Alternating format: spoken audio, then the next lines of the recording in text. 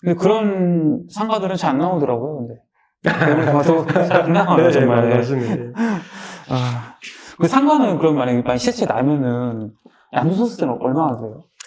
양도세 같은 경우는 그 이제 과표 구간이 있잖아요. 네네. 그거는 뭐 표에 그 검색해 네. 보시면 나오는데요. 일단은 상가 같은 경우도 장기 보유 특별공제라는 게 아파트처럼 있긴 해요. 한데 네. 아파트는 이제 예를 들어서 네. 뭐 원래는 이제 뭐 1가구 1주택 같은 경우는 뭐 9억까지 비과세가 맞죠. 네. 이번에 이제 좀 그 올린다 그러는데 상가 같은 경우는 좀 달라요. 상가 같은 경우는 장기 보유 특별공제가 네. 아파트처럼 80% 이런 게 아니고 네. 15년 보유해도 30%밖에 안 나와요. 그래서 양도세가 꽤 나옵니다. 중과세가 있나요? 중과세는 없죠? 중과세 개념은 아니고요. 자체 그 보유 연한에 따라서 네. 장기 보유 특별공제가 없으면은 네. 이제 1년 미만으로 팔면 또 2년 미만으로 팔면 이렇게 많이 나오죠. 네. 근데 15년을 가지고 가면은 30% 장기 보유 특별공제가 있다. 이런 부분인데 근데 아파트 단지 내 상가 같은 경우는 제가 볼 때 주변에 특별한 개발 계획이 없고 네. 월세가 계속 비슷하다면 네. 20년, 30년 계속 가져가세요. 굳이 팔고 양도세 내고 또 취득세 4.6% 또 내고 네. 또 사서 뭐 구를 필요가 있습니까? 그래서 구분상가 같은 경우는 네. 저도 성향이 조금 장기 투자 성향인데 네. 괜찮으면 팔 필요가 없어요. 자꾸 사람들이 괜찮은 것도 팔고 깔아타려고 하는데 세금만 자꾸 내죠. 네, 그쵸. 근데 꼬마 빌딩 같은 경우는 그래요. 꼬마 빌딩을 뭐 잘못 사서 네. 꼬마 빌딩은 제일 잘못 사는 게 시골에 있죠. 시골에 땅값이 오르지 않는 호재가 없는 거. 네. 보통 전원주택 이런 것도 좀 그런데 네. 생각해 보세요. 전원주택도 땅이고 꼬마 빌딩도 땅인데 네. 시골 구석탱이에 네. 호재가 없다. 네. 건물값은 제로가 되겠죠. 갈수록. 네. 건물값은 없어지겠죠. 네. 땅이 올라줘야 되는데 땅이 그쵸. 호재가 없어. 네. 시골에다가. 네.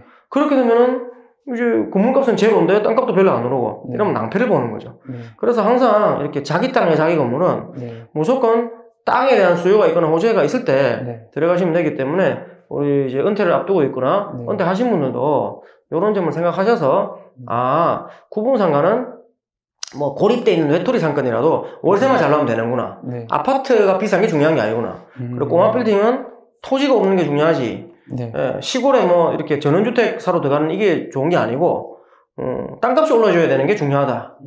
이런 얘기를 하고 싶습니다. 그러면은 말씀하신 대로 아파트 상가를 받아가지고 30년 갖고 있었어요. 네. 그럼 재건축이 솔솔 나오잖아요. 그래서 내가 상가 갖고 있으면 재건축이 되면 어떻게 되는 건가요? 그거는 상가만 따로 빼서 또 재건축을 할 수도 있고요. 네. 같이 하는 경우도 있는데 일반 분양을 또 몇 세대 하느냐 이런 것 따라 좀 많이 다릅니다. 이게 비례율이 어떻게 되느냐 네. 뭐 건립가액이 어떻게 되느냐에 따라서 많이 다르기 때문에 이건 뭐 구체적인 수치를 보지 않고는 언급하기는 조금 힘들고요. 그리고 사람들이 재개발 재건축을 한다 해서 재개발 재건축 후에 새 아파트가 올라오면 거기에 상가를 하나 가고 싶어 하는데 그게 월세가 생각보다 안 나올 수가 있잖아요. 투자금에 비해서. 그쵸. 그래서 그 정비사업장, 정비구역 내에 이렇게 상가를 받으시려고 하는 분들은 면밀하게 검토를 하셔야 되는 부분입니다. 저도 보자마자 이걸 답을 못 드리는 게 짓고 나서 새 건물이 올라오고 나서 새 상가에 월세가 얼마 들어올지까지 예상을 하고 들어가야 되는 부분이기 때문에 그럼 만약에 상가가 많이 배치되잖아요. 1000세대에 만약에 상가가 뭐 100개 배치된다. 그럼 생각보다 월세가 작을 거거든요. 그쵸, 작겠죠. 그러면은 상가 조합원인데도 손해를 보는 그런 경우도 있고 서장훈씨, 농구선수 서장훈씨 사례처럼 뭐 흑석이 2구역에 건물을 가지고 있는데 이제 새로 지으면은 아파트랑 상가를 각각 하나씩 받기로 했다. 근데 손실이 크다 이런 얘기 나오잖아요. 그게 왜냐면은 몇 년 동안 장사를 못 하죠. 그쵸. 맞죠? 그리고 자기가 그 가진 그 가치에 비해서 아파트랑 상가 받는 게 저렴하니까 이제 그런 얘기가 나왔겠죠. 그쵸. 그래서 이제 정비구역에 있는 그 물건들 특히 이제 상가로 받아서 새 아파트에 이제 월세를 받고 싶어하는 새 아파트에 새 상가에서 월세를 받고 싶어하는 그런 분들은 좀 더 신중하게 여러 사람하고 상의를 해봐야 될 것 같아요. 그러니까 이게 재건축 된다고 꼭 좋은 게 아니네요. 상가 가지신 분. 손해볼 수도 있습니다. 조합원이 손해볼 수도 있어요. 네네네. 요즘 상가 투자 분위기는 어때요? 상가. 지금 뭐 코로나 때문에 어떤 사람들은 요즘 뭐 상가 사는 사람이 있어요. 이런 사람도 있어요. 아니, 코로나인데 무슨 상관이야 다 비어있는데. 근데 뭐 코로나가 평생 갑니까? 뭐 종식되지. 네. 그래서 의외로 네. 자 생각해 보세요. 작년 어땠습니까? 자 작년 한 2월달 3월달 네. 이제 코로나가 막 생길 때 네. 이때 사람들이 수근수근했어요. 네. 아 코로나가 터지면 전염병이 이렇게 전 세계적으로 퍼지면 네. 경제가 안 좋아지겠네. 네. 경제가 안 좋아지면 부동산이 떨어지겠네. 네. 그리고 아파트를 보러 갔는데 세입자가 집을 보여주지 않는다. 네. 전염병이 올물까 싶어서 네. 그런 게 뉴스에 나오면서 부동산이 떨어지겠네. 네. 그리고 또 정부에서 부동산을 강력하게 잡겠다. 네. 이런 얘기하니까 정말 떨어지겠네. 네. 그렇죠. 이렇게 했는데 의외로 돈이 너무 많이 풀리고 예, 전 세계 부동산이 오르고 네. 그리고 해외여행을 못 가잖아요. 네. 해외여행을 못 가고 돈을 쓸 데가 없어요, 사람들이. 돈을 쓸 데가. 네. 돈을 쓸 데가 없으니까 그 돈이 이제 명품이나 부동산 쪽으로 이렇게 밀려 들어오는 건데 그러다 보니까 부동산이 예상과는 다르게 많이 오르게 됐죠. 그렇죠. 엄청 올랐죠. 자, 그래서 이러다 보니까 장사는 안 되고 공시는 많은데 네. 부동산이 계속 오르고 있네. 근데 주택 시장은 규제가 많죠. 네, 세금 규제나 대출 규제가 많죠. 그러다 보니까 상업용 시설은 주택이 없으면 상업용 시설은 일단 주택보다는 대출이 많이 나오고 네. 네네. 그리고 매달 이렇게 짭짤하게 만지는 그런 돈이 이제 있으니까 네. 그래서 어렵긴 하지만 언젠가는 종식이 될 거고 앞으로 또 회복될 것 같으면 네. 지금 투자하는 게 저렴하다. 이런 인식이 전국적으로 이제 퍼지다 보니까 네. 그래서 옛날에 97년, 98년 IMF 때 네. 2008년 리먼 사태 때 네. 그때 돈 버신 분이 제 주변에도 많습니다. 아. 그런 것처럼 다들 보면은 아유 홍대 간데 사람이 없네. 아유 명동 간데 뭐 텅텅 비어있네. 이태원이 텅텅 비어있네. 이런 생각으로 상가를 거들떠보지 않는 사람이 있는데요. 네. 네, 그렇게 생각하시면 안 됩니다. 물론 예전보다는 이 코로나 리스크가 좀 있고 그리고 쿠팡 같은 인터넷 쇼핑몰 있죠. 네. 예, 그런 것 때문에 이제 상가들이 아무래도 타격을 좀 받긴 받았어요. 하지만 뭐 직접 장사를 해야 되는 가게들 있죠. 네. 그러니까 직접 가야 되는 가게들. 예를 들어서 병원이라든지 네. 자, 오프라인, 온라인으로 해결이 안 되는 어떻습니까? 온라인으로 해결이 안 되는 오프라인 네. 병원 같은 거 가야 되죠. 가야죠. 약국 가야 되죠. 가야죠. 네. 세탁소 가죠. 편의점 가죠. 술, 담배 해결 안 되죠. 가죠. 네. 그다음 도심 번화가에 있는 술집 친구들끼리 뭐 해야죠. 네. 그게 온라인으로 해결이 다 안 되거든요. 안 되죠. 그렇죠. 예, 도심 잠복판에 있는 먹자 이런데 뭐 해야 되잖아요. 네. 그래서 뭐 학원도 또 배우러 가고 뭐 베스킨라빈스 아이스크림 네. 네 이게 뭐 물론 배달도 되지만 그 네. 오프라인 매장이 있어야 되겠죠. 있어야지 그대로 오죠. 그래서 이런 것들 세입자 업종을 잘 봐가면서 네. 인터넷에 좀 덜 치이는 네. 그리고 코로나의 영향을 덜 받는 네. 코로나가 겁이 난다면 코로나의 영향을 덜 받는 뭐 주택가라든지 네. 이런 식으로 해보면 좋을 것 같고 그리고 번화가나 유흥가를 또 너무 겁먹을 필요는 없어요. 아까 제가 인천역 얘기를 하여튼 수업 시간에도 좀 하고 네. 촬영할 때마다 한 번씩 하는데 인천역, 남포동 이런 얘기들 보시면 많이 비어 있어요. 홍대, 명동도 많이 비어 있고 네. 하지만 살아납니다. 그래서 이런 곳들이 저점에 매수할 수 있는 기회가 되지 않나. 하나 또 팁을 드리면 인천역 그 아래쪽이 항구가 있어요. 네. 내항이라고. 네. 인천 내항. 네. 인천 내항 바로 위에가 신포역인데요. 신포 닭강정, 네. 신포시장 들어보셨죠? 네. 그 동네도 완전 죽어 있어요. 제가 가보니까, 최근에 가보니까 유동인구가 95% 정도 죽어 있어요. 와. 정말 죽어 있어요. 네. 그런데 내항을 개발합니다. 해양 관광 단지로. 그러면은 외국인이 들어오고 해양 관광 단지가 들어오면 뭐 인천역, 신포역 그쪽 라인이 좀 살아날 수 있겠죠. 그쵸, 그쵸. 그리고 또 같은 인천인데 저기 뭐 부평역 이런 데 있잖아요. 네. 부평역을 가보면은 부평역 위쪽에 상권이 큰데 사람들이 위쪽만 생각을 하지 아래쪽은 생각을 잘 안 해요. 그래서 아래쪽으로 내려가다 보면은 거기도 유동인구가 굉장히 많아요. 네. 네, 내려가다 보면 모 병원이 나오는데 네. 그래서 아래쪽으로 병원 쪽으로 왔다 갔다 하는 그쪽 라인의 물건도 상당히 괜찮지 않느냐 이런 생각은 해보고 있고요. 저번에도 거기 하나 나왔었는데 네. 네, 일단 뭐 자세한 얘기는 안 하겠습니다. 예. 아니, 근데, 네. 인터넷으로 많이 보시잖아요. 뭐, 상가 매물 뭐 나왔나, 뭐, 월세, 전세 이런 거. 전세는 아니고 상가니까. 인터넷 좋은 물건 찾을 수 있어요? 일단 확률적으로는 조금 낮고요. 네. 예, 확률적으로 낮고 중개사 사무실에 직접 가셔야 인터넷에 나온 물건보다 몇 배로 많은 매물들이 나옵니다. 몇 배로. 그래서 괜찮은 물건 찾으시려면 네. 일단 전화는 한번 해보고 네. 직접 방문을 하시기를 추천을 드립니다.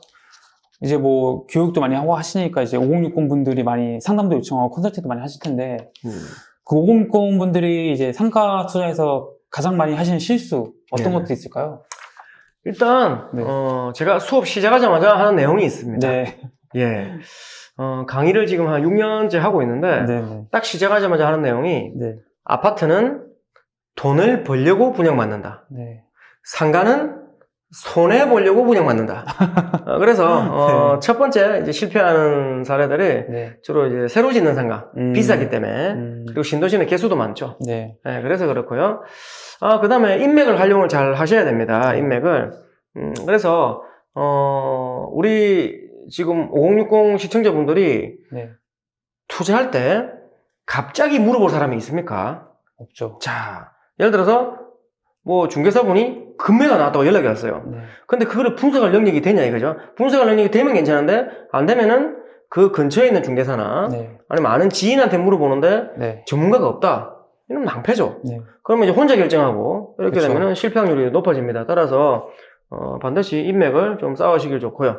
야, 그래서 이 은퇴학교 또 채널에 보니까 유명하신 분들이 네. 예전에도 나오셨고 네. 앞으로도 계속 나오실 거고 그래서 채널을 유심히 보면서 또 성장 읽기 채널도 있죠. 네. 맞죠? 네. 예, 그래서 성장 읽기 채널이랑 은퇴학교 채널을 계속 보면서 이렇게 유명하신 분들하고 저 빼곤 다 유명해요. 아니에요. 네. 네. 저는 안 유명한데 아마 잘못 초청하시는 것 같은데. 예. 그래서 또 저 같은 경우는 그 카페 있죠. 길목 부동산 연구소. 네, 카페에 가입하시면 쪽지 보내시면 또 연락처 보내드리니까 그런 식으로 저랑도 교류를 하시면 좋을 것 같고요. 네, 그렇게 인맥을 쌓으시는 게 중요하고요. 그 다음에 또 문제가 세 번째로 네. 높은 층을 사시더라고. 높은 층을. 사람들이 최근에도 제가 뭐 상담을 해봤어요. 네. 천안 뭐 신불당 이런 데 있죠. 네. 이분이 또 3층에 하나 사셨어요. 네. 분양받은 건 아니고 그냥 기존에 상가를 하나 사셨는데 네. 왜 3층을 샀어요 하니까 1층보다 싸서 네. 수익률이 높아서. 그쵸. 그래서 1층은 뭐 3.5%인데 자기는 예를 들어 한 5.5% 나온대요. 네. 잘 샀다. 네. 1층 샀으면 월세가 굉장히 작을 뻔했다. 그쵸, 그쵸. 그래서 저한테 그 얘기 하길래 아이고 이런 생각을 하시는 분이 있네. 당장 수익률이 중요한 게 아니에요. 당장 월세 조금 더 받는다고 좋다고 생각하는데 네. 그게 아니에요. 네. 1층보다 3층이 같은 돈에 비해서는 수익률이 높으니까 월세는 많이 받을 수는 있겠죠, 3층이. 네. 근데 공실이 난다는 생각은 안 해요.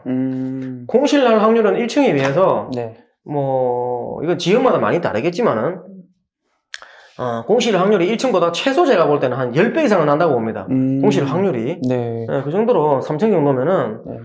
사실 좀 물론 그 학원가 네. 아까 평촌처럼 학원가 이런 데는 괜찮은데 일반 지역에서는 3층, 4층, 5층 같은 데는 유의할 필요는 있지 않을까 그렇게 보고 있습니다. 이제 그런 분들이 3층 상가 투자하시는 게 예를 들어서 제가 가진 돈이 3억이에요. 근데 1층 상가 하면 한 달에 100만 원씩밖에 안 나와. 근데 3층 투자하면은 250만 원씩 나온대. 그러면은 나는 250만 원씩 필요한데 그럼 3층을 계약할 수밖에 없는 것 같아요. 제가 보기에. 예, 당장은 뭐 그런 마음이 들 거예요, 다들. 네. 당장 들고 물론 3층을 경매로 들어가서 네. 굉장히 저렴하게 잡았다. 네. 이런 거 같으면 또 별개 문제인데 뭐 그런 게 아니고 그냥 네. 일반 매매로 샀는데 1층보다는 수익률이 조금 높다. 네. 그러면은 저는 당장 수익률이 조금 높아도 추천은 안 한다는 거. 네. 그러면은 많은 5060 분들이 이제 그 뭐 국민연금에 다 합쳐서 이제 한 300에서 500 정도를 원하세요. 그 상가 투자로 내가 월세 수익을 200만 원 정도 만들어야 된다라고 한다면은 어떤 상가를 추천해 주실 것 같으세요? 네, 좋죠. 뭐 연금을 한 100만 원 정도 받고 네. 뭐 구분상가 같은 거 사서 한 뭐 200 정도 받으면 네. 참 좋겠죠. 네. 일단 구분상가는 소액이 가능하고요. 네. 꼬마 빌딩은 돈이 많이 들어요. 그건 그쵸. 땅이기 때문에. 네네. 그래서 소액으로 접근해서 200 네. 정도 받아야 되는 분은 구분상가 1층이 낫고요. 네. 단지 내 상가 네. 1층이 낫고 상권이 형성된 지 한 10년 지난 곳 그런 것들이 월세가 안 떨어지고 안정적이죠. 네. 그 다음에 꼬마 빌딩 같은 경우는 글쎄요. 돈이 많이 됩니다. 그래서 그리고 수익률이 좀 낮아요. 꼬마 빌딩은 땅이 오르는 상품이라서 네. 월세가 구분상가보단 낮아요. 그래서 돈이 조금 많이 들기 때문에 이건 자산이 좀 있으신 분이 네. 이제 자기 땅에 자기 건물 이런 거 투자해가지고 200을 뽑으려면은 일단은 구분상가보다는 많이 투자하셔야 된다는 그런 단점은 있고 대신 땅값은 또 1, 2억 이렇게 더 오를 수 있는 네. 그래서 자기 자산에 맞게 비교적 소액이다. 그러면 구분상가 1층 네. 네, 한 달에 뭐 꼭 200 안 나오더라도 네. 소액이라도 구분상가 1층 자산이 좀 있다. 그런 분들은 이제 자기 땅에 자기 건물 그런 식으로 접근하시면 그러니까 두 가지로 나눠야 되겠죠. 나는 구분상가 하겠다. 나는 통상가 하겠다. 이렇게 둘로 나눠서 전략을 세워봐야 되겠죠. 두 가지 중에 하나를 정해서 네. 소액이 있으면 일단은 구분상가 쪽을 보시는 게 좋은 것 같네요. 네네네네. 네.